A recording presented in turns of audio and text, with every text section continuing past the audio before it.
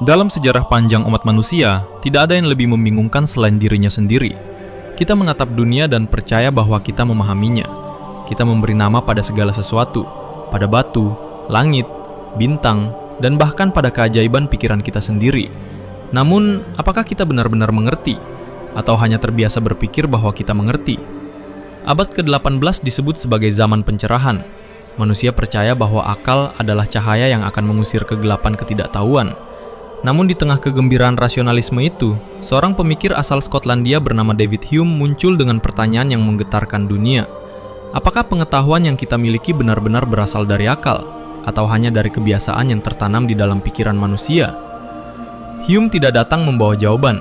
Ia datang membawa cermin, agar manusia melihat dirinya sendiri, dan menemukan betapa rapuhnya fondasi keyakinan yang ia anggap pasti.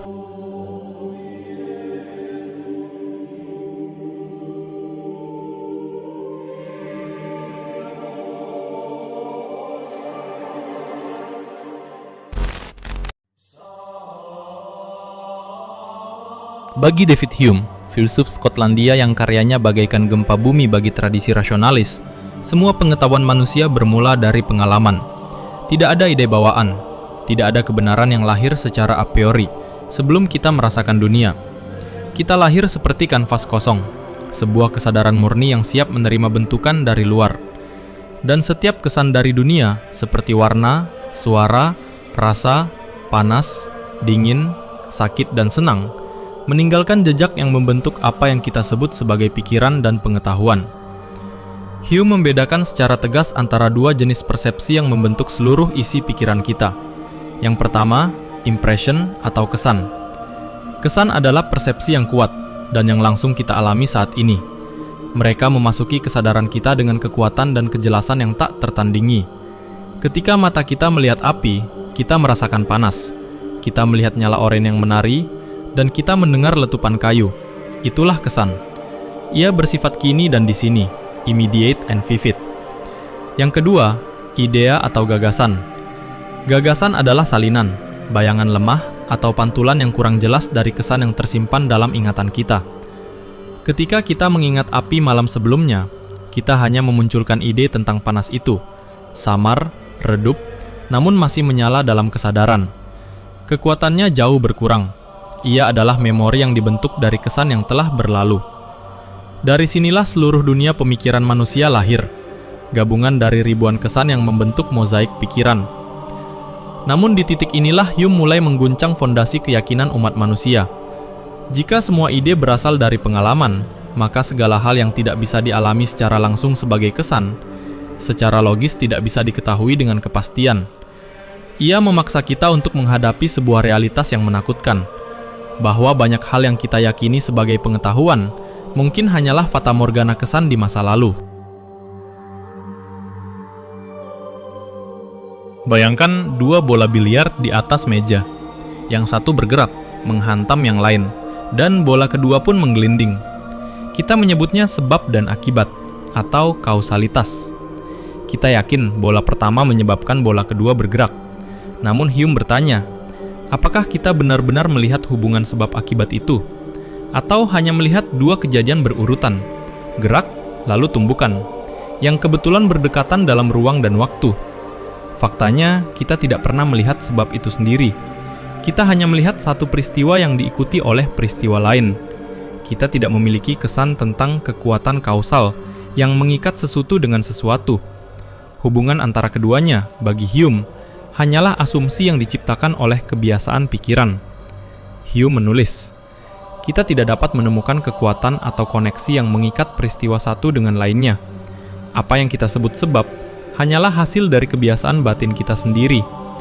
Dengan kata lain, kausalitas yang menjadi dasar seluruh sains dan logika sehari-hari mungkin hanyalah ilusi yang disusun oleh otak manusia agar dunia tampak terstruktur dan masuk akal. Kita hidup dalam dunia yang tampak teratur, bukan karena dunia itu memang demikian secara objektif, tetapi karena pikiran kita memaksakan keteraturan yang berasal dari pengalaman berulang. Pukulan ini sangat dalam. Jika hukum sebab akibat hanya kebiasaan psikologis, bukan hukum alam yang mutlak, maka seluruh bangunan pengetahuan kita berdiri di atas pasir harapan.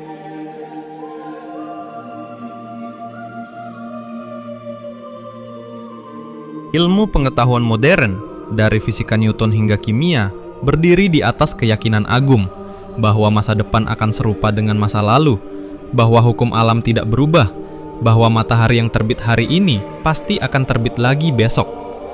Proses penalaran dari yang teramati ke yang belum teramati ini disebut induksi. Namun Hume memandang induksi sebagai keyakinan tanpa dasar logis. Tidak ada alasan rasional untuk percaya bahwa masa depan akan menyerupai masa lalu. Mengapa? Karena semua dasar kita hanyalah pengalaman masa lalu. Jika kita mencoba membuktikan induksi secara logis, kita hanya bisa merujuk pada induksi itu sendiri atau circular reasoning. Kita mempercayai masa depan karena kita terbiasa melihat pola yang sama berulang. Namun tidak ada jaminan logis yang mengharuskan pola itu akan terus berlanjut. Bayangkan skenario yang paling menakutkan bagi seorang ilmuwan. Jika hukum alam tiba-tiba berhenti bekerja, bukan karena dunia berubah, tapi karena pikiran manusia tidak lagi mampu mengenali keteraturannya. Maka seluruh sains dan seluruh peradaban akan runtuh ke dalam jurang kebingungan yang sangat dalam. Hume tidak menyerang ilmu pengetahuan dengan tujuan menghancurkannya. Ia hanya menyingkap wajah aslinya, bahwa ilmu tidak didirikan atas kepastian yang tak tergoyahkan, melainkan atas kepercayaan yang masuk akal, justified belief, yang ditopang oleh kebiasaan dan probabilitas.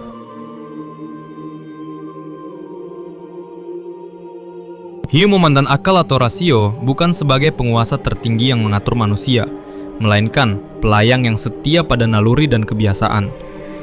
Ini adalah salah satu kutipan paling terkenal dan revolusioner dari Hume. Reason is and ought only to be the slave of the passions, and can never pretend to any other office than to serve and obey them.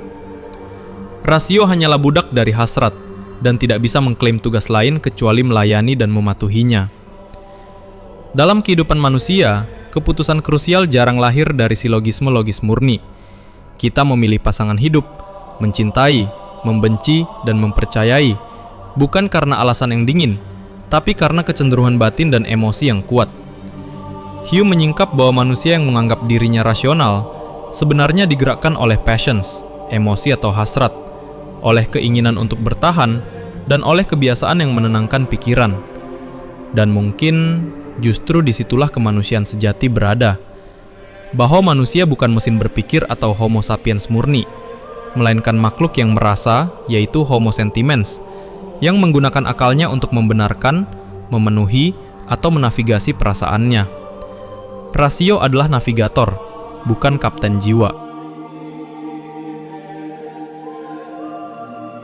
Dalam salah satu bagian paling kontroversial dan provokatif, Hume menulis tentang mukjizat. Ia membawa skeptisisme empirisnya ke dalam domain yang paling suci, yaitu keagamaan. Hume berargumen bahwa hukum alam ditetapkan oleh pengalaman yang konsisten dan universal. Mukjizat, menurut definisinya, adalah pelanggaran terhadap hukum-hukum tersebut.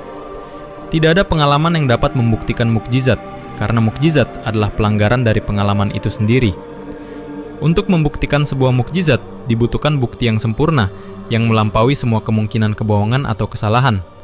Namun, apakah mungkin kesaksian manusia mencapai tingkat kepastian yang menandingi kepastian terbitnya matahari setiap pagi? Argumen Hume bukanlah penolakan mutlak terhadap adanya Tuhan, melainkan serangan logis terhadap bukti mukjizat sebagai dasar yang rasional untuk beriman. Ia memaksa kita melakukan perhitungan probabilitas. Mana yang lebih mungkin terjadi? Alam semesta yang teratur tiba-tiba kacau, atau seseorang yang berbohong? Namun Hume tidak bermaksud menghancurkan iman. Ia hanya mengingatkan bahwa antara iman dan pengetahuan terdapat jurang besar yang tidak dapat diseberangi oleh perahu logika. Keyakinan yang lahir dari hati tidak bisa diuji oleh akal, dan akal tidak bisa menjelaskan keajaiban yang hanya bisa dirasakan dan dipercayai. Manusia, kata Hume, hidup di antara dua dunia.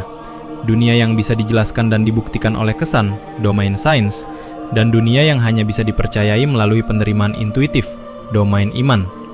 Dan kita harus menjaga batas di antara keduanya, demi kejujuran intelektual kita sendiri. Setelah merobohkan kepastian sains, Hume memberikan pukulan telak terakhir pada rasionalisme etis, keyakinan bahwa moralitas ditemukan melalui akal murni, seperti yang diyakini oleh filsuf sebelumnya, dari Plato hingga Descartes. Ia percaya bahwa sumber moral bukanlah akal yang dingin dan abstrak, melainkan perasaan dan simpati. Ketika kita melihat penderitaan, kita merasa iba. Ini adalah simpati, kemampuan alami manusia untuk merasakan gema emosi orang lain. Ketika kita melihat kejahatan, kita merasa muak. Rasa itulah yang membentuk moralitas, bukan silogisme logis yang mendefinisikan benar dan salah, melainkan gema empati di dalam hati manusia. Moralitas tidak berasal dari akal, melainkan dari sentimen. Akal, tegas Hume, adalah instrumental. Akal hanya bisa memberitahu kita cara mencapai tujuan. Misalnya, jika kamu ingin kaya, kamu harus bekerja keras. Namun, perasaanlah yang menentukan tujuan itu sendiri. Misalnya, saya harus membantu orang miskin karena saya merasa iba. Inilah pergeseran revolusioner. Kebaikan moral bukanlah kebenaran yang harus dihitung, melainkan kualitas yang harus dirasakan. Hume memindahkan fondasi etika dari kepala ke hati, dan dari sinilah lahir gagasan bahwa etik bukanlah rumus matematika, melainkan getaran hati sosial. Manusia menjadi baik bukan karena tahu definisi kebaikan, seperti Plato atau Aristoteles, melainkan karena merasakan makna kebaikan itu melalui kemampuan untuk merasakan apa yang dirasakan orang lain. Moralitas, dalam pandangan Hume, adalah insting sosial yang membuat kehidupan bersama menjadi mungkin.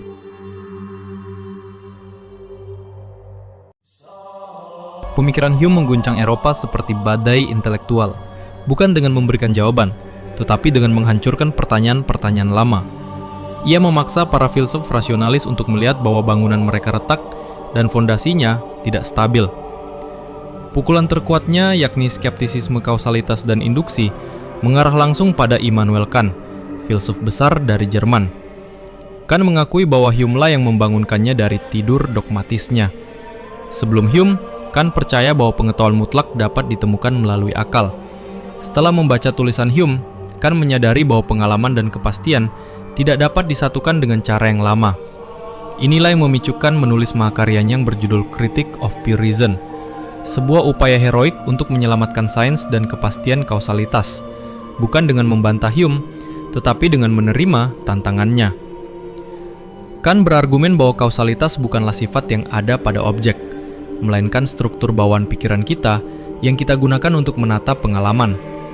Dari skeptisisme Hume lahirlah fondasi empirisme modern, sains eksperimental yang lebih hati-hati, yang kini hanya berbicara dalam bahasa probabilitas atau kemungkinan, bukan kepastian mutlak.